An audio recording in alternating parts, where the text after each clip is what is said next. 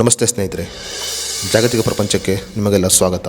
ಸ್ನೇಹಿತರೆ, ಸದ್ಯ ಸಾಮಾಜಿಕ ಜಾಲತಾಣದಲ್ಲಿ ಮತ್ತು ಮಾಧ್ಯಮಗಳಲ್ಲಿ ಬಹಳ ಸುದ್ದಿಯಲ್ಲಿರುವ ವಿಷಯಗಳಲ್ಲಿ ರಾಮೇಶ್ವರಂ ಕೆಫೆ ಕೂಡ ಒಂದು ಅಂತ ಹೇಳಬಹುದು. ಹೌದು, ಬೆಂಗಳೂರಿನ ಫೇಮಸ್ ಕೆಫೆಗಳಲ್ಲಿ ಒಂದಾಗಿರುವ ರಾಮೇಶ್ವರಂ ಕೆಫೆ ಕೆಲವು ವರ್ಷಗಳಿಂದ ಗ್ರಾಹಕರನ್ನ ತನ್ನತ್ತ ಸೆಳೆಯುವಲ್ಲಿ ಯಶಸ್ಸನ್ನು ಸಾಧಿಸಿದೆ ಅಂತ ಹೇಳಿದರೆ ತಪ್ಪಾಗಲ್ಲ. ಪ್ರತಿನಿತ್ಯ ಈ ಕೆಫೆಯಲ್ಲಿ ಸಾಕಷ್ಟು ಜನರು ಕಾಫಿ, ಟೀ ಸೇರಿದಂತೆ ಅನೇಕ ಬಗೆಯ ತಿಂಡಿಗಳನ್ನು ಸೇವನೆ ಮಾಡುತ್ತಾರೆ. ಕಳೆದ ಮಾರ್ಚ್ 1ನೇ ತಾರೀಕಿನಂದು ರಾಮೇಶ್ವರಂ ಕೆಫೆಯಲ್ಲಿ ಸ್ಫೋಟ ಸಂಭವಿಸಿದ್ದು ಕೆಲವು ಜನರು ಗಾಯಗೊಂಡಿದ್ದು ಪ್ರಾಣಾಪಾಯದಿಂದ ಪಾರಾಗಿದ್ದಾರೆ. ಈ ಸ್ಫೋಟ ಇಡೀ ದೇಶವನ್ನೇ ಬೆಚ್ಚಿ ಬೀಳಿಸಿದಂತೆ ಹೇಳಿದರೆ ತಪ್ಪಾಗಲ್ಲ. ಬೆಂಗಳೂರಿನ ರಾಮೇಶ್ವರಂ ಕೆಫೆಯಲ್ಲಿ ಸ್ಫೋಟ ಆದ ಬೆನ್ನಲ್ಲೇ ಇದರ ಹಿಂದೆ ಯಾರು ಸಂಚು ಇದೆ ಮತ್ತು ಬಾಂಬ್ ಇಟ್ಟದ್ದು ಯಾರು ಅನ್ನೋದರ ಬಗ್ಗೆ ತನಿಖೆ ನಡೆಯುತ್ತಿದ್ದು ಪೊಲೀಸರು ಆರೋಪಿಗಾಗಿ ಹುಡುಕಾಟವನ್ನು ಆರಂಭ ಮಾಡಿದ್ದಾರೆ. ರಾಮೇಶ್ವರಂ ಕೆಫೆಯ ಸ್ಫೋಟದ ಬೆನ್ನಲ್ಲೇ ಕೆಫೆಯ ಮಾಲೀಕರಾಗಿರುವ ದಿವ್ಯರಾವ್ ಕುರಿತಂತೆ ಸಾಕಷ್ಟು ಚರ್ಚೆಗಳು ನಡೆಯುತ್ತಿದೆ ಅಂತಾನೆ ಹೇಳಬಹುದು. ಸದ್ಯ ಗೂಗಲ್ ಮತ್ತು ಸಾಮಾಜಿಕ ಜಾಲತಾಣದಲ್ಲಿ ರಾಮೇಶ್ವರಂ ಕೆಫೆಯ ಮಾಲೀಕರಾದ ದಿವ್ಯರಾವ್ ಯಾರು ಮತ್ತು ಅವರ ಒಟ್ಟು ಆಸ್ತಿ ಎಷ್ಟು ಅನ್ನೋದರ ಬಗ್ಗೆ ಚರ್ಚೆ ನಡೆಯುತ್ತಿದೆ. ಹಾಗಾದರೆ ರಾಮೇಶ್ವರಂ ಕೆಫೆಯ ಮಾಲೀಕರಾದ ದಿವ್ಯರಾವ್ ಯಾರು ಮತ್ತು ಅವರ ಒಟ್ಟು ಆಸ್ತಿ ಎಷ್ಟು ಅನ್ನೋದರ ಬಗ್ಗೆ ಸಂಪೂರ್ಣ ಮಾಹಿತಿಯನ್ನು ಈ ವಿಡಿಯೋದಲ್ಲಿ ನಾವು ನಿಮಗೆ ತಿಳಿಸ್ಕೊಡ್ತೀವಿ. ವಿಡಿಯೋವನ್ನು ಪೂರ್ತಿಯಾಗಿ ನೋಡಿ ಮತ್ತು ನೀವು ಇನ್ನೂ ನಮ್ಮ ಫೇಸ್ಬುಕ್ ಪೇಜ್ ಫಾಲೋ ಮಾಡಿಲ್ಲ ಈಗಲೇ ಫಾಲೋ ಮಾಡಿ ಹಾಗೂ ನಮ್ಮ ಯೂಟ್ಯೂಬ್ ಚಾನಲ್ ಸಬ್ಸ್ಕ್ರೈಬ್ ಮಾಡಿಲ್ಲ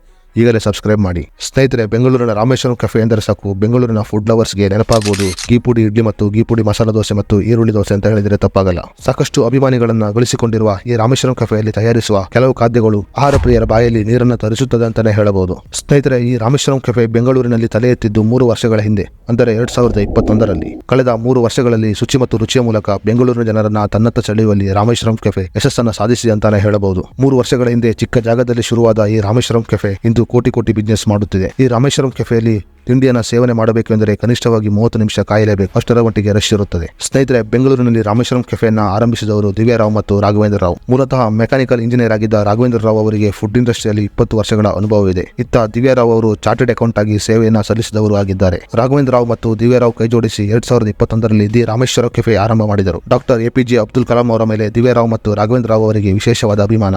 ಎಪಿಜೆ ಅಬ್ದುಲ್ ಕಲಾಂ ಅವರ ಹುಟ್ಟೂರು ರಾಮೇಶ್ವರಂ.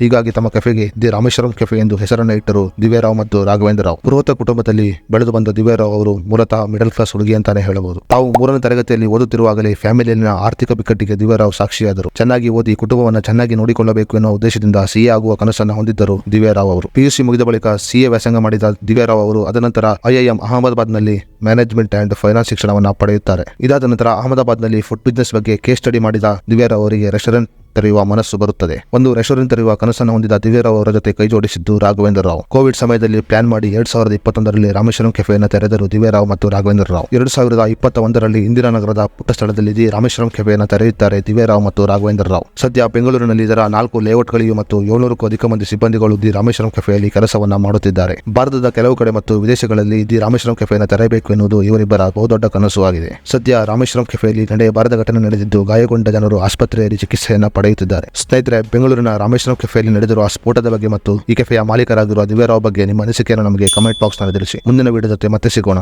ನಮಸ್ತೆ.